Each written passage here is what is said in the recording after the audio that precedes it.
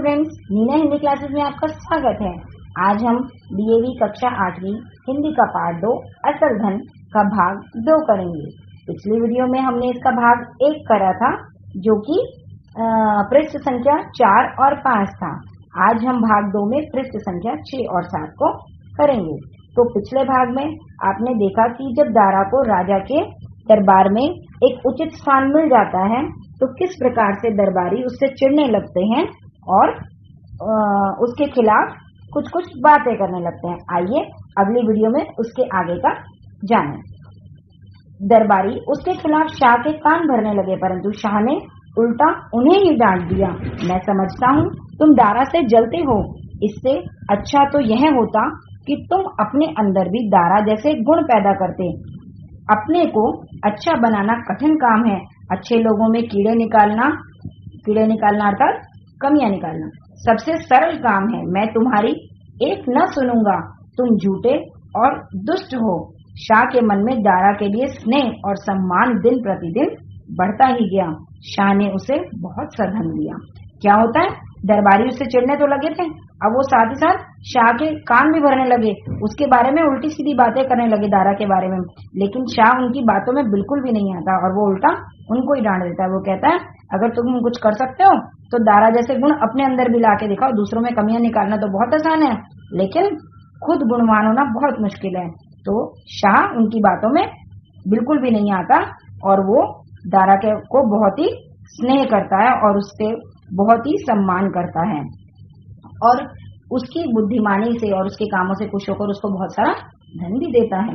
एक दिन शाह ने उसे बुलाकर कहा, मेरा मन तो नहीं करता, परंतु कुछ ऐसी मजबूरी आ पड़ी है कि मुझे तुमसे दूर रहना होगा। दारा के मन को धक्का लगा। उसने दुख और आश्चर्य से पूछा, मेरा दोष क्या है? क्या होता है, एक दिन जो शाह था वो दारा को बुलाकर बोलते हैं कि मैं तुम्हारे से दूर तो नहीं होना चाहता, लेकिन क्या करूं, एक मजबूरी है कि मुझे तुम्हारे से दूर होना पड़ेगा। दारा बड़ा ही परेशान हो जाता है। वो सोचता है कि कहीं शाह उसको निकालने तो नहीं वाला, या कुछ बहुत सारी बातें उसके मन में आने लगती है और वो हैरान होकर पूछता है कि मेरा दोष क्या है, मैंने क्या कसूर किया है? शाह ने हंसकर उत्तर दिया, तुम्हारा कोई दोष नहीं। सुनो, मैं तुम्हें उत्तरी ईरान के एक प्रांत का गवर्नर बना रहा हूँ। वहाँ का शासन बिगड़ चुका है, सरकारी अधिकारी और कर्मचारी भ्रष्ट हैं, अराजकता फैली हुई है, सब लोग मनमानी कर रहे हैं, जान और माल सुरक्षित नहीं, चारों ओर हाहाकार मच रहा है। वहाँ तुम्हारे जैसे बुद्धिमान, ईमानदार और समझदार शासक की बड़ी आवश्यकता है। मुझे विश्वास है तुम्हारे जाने से प्रांत के हालात ठीक हो जाएंगे। होता क्या है, जो शाह था वो कहता है तुम्हारा कोई कसूर नहीं है, बल्कि मैं तो तुम्हें उत्तरी ईरान के एक प्रांत का गवर्नर बना रहा हूँ। वो बताता है शाह दारा को कि वहाँ का शासन बहुत ही बिगड़ा हुआ है, वहाँ के जो सरकारी अधिकारी हैं और जो कर्मचारी हैं बहुत ही भ्रष्ट है और वहाँ पर सारे में अराजकता फैली हुई है। अराजकता क्या होती है, जहाँ पे राजा का शासन ना हो, लोग मनमानी करते हो, ठीक है, और वहाँ पर कुछ भी सुरक्षित नहीं है। तो राजा जो शाह वो कहता है कि तुम्हारे जैसे एक बुद्धिमान, ईमानदार और समझदार शासक की ही आवश्यकता है वहाँ पर।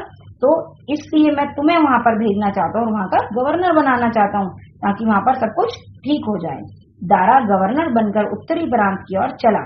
उसके वहाँ पहुँचते ही प्रांत के हालात सुधरने लगे। वह स्वयं हर स्थान पर जाता और लोगों से पूछता कि उन्हें क्या दुख है। वह नगर नगर जाकर दरबार लगाता और दोषियों को सजाएं देकर लोगों को न्याय दिलाता। प्रांत में शांति फैल गई। लोग नए गवर्नर के गुण गाने लगे। शाह के कानों तक सारी बातें पहुंच रही थी। वह उन्हें सुन सुनकर फूला न समाता।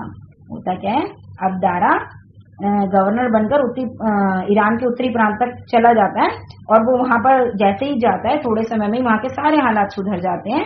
और क्योंकि वो खुद जगह जगह पर जाता है, नगर नगर जाता है और जो उसको सही मायने में दोषी लगते हैं उनको वो सजाएं देता है, लोगों को वो न्याय दिलाता है और हर ओर शांति होने लगती है और उस गवर्नर की अच्छाई के गुण सारे में फैलने लगते हैं और शाह तक भी उसकी अच्छाई के गुण पहुंच जाते हैं और शाह भी बहुत खुश होता है।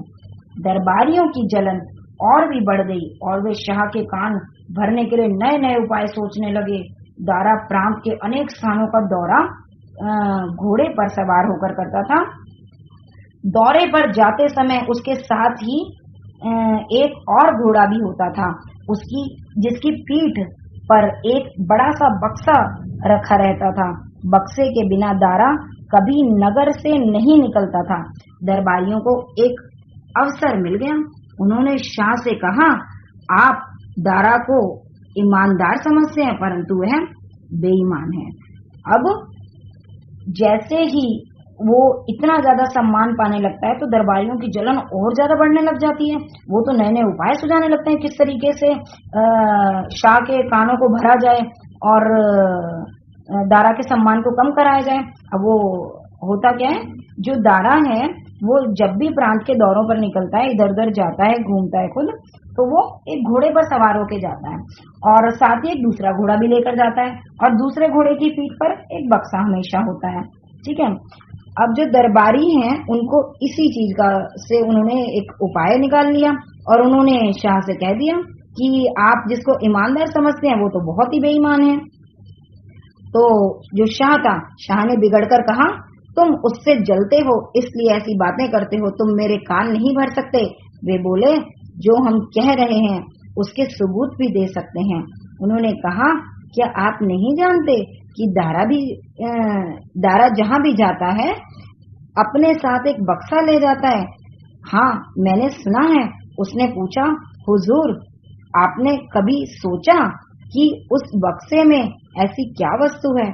अब जो दरबारी हैं वो राजा से उसकी शिकायतें कर रहे हैं, लेकिन जो राजा है वो उनकी बातों में नहीं आता। वो कहता है तुम मेरे कान नहीं भर सकते, लेकिन दरबारी हैं वो कहते हैं हमारे पास सबूत भी है। आपने देखा कि दारा जहाँ भी जाता है वो अपने साथ एक बक्सा ले जाता है, क्या आपने कभी सोचा है कि उस बक्से में क्या है? तो राजा इस बात पर सोच विचार करने लग जाता है। ये था भाग 2 इस कहानी का। आगे की कहानी हम भाग 3 में पढ़ेंगे, जिसका लिंक मैंने डिस्क्रिप्शन में दे दिया है। आपको वीडियो पसंद आए तो शेयर करना और सब्सक्राइब करना। धन्यवाद। आगे की कहानी हम भाग 3 में जानेंगे।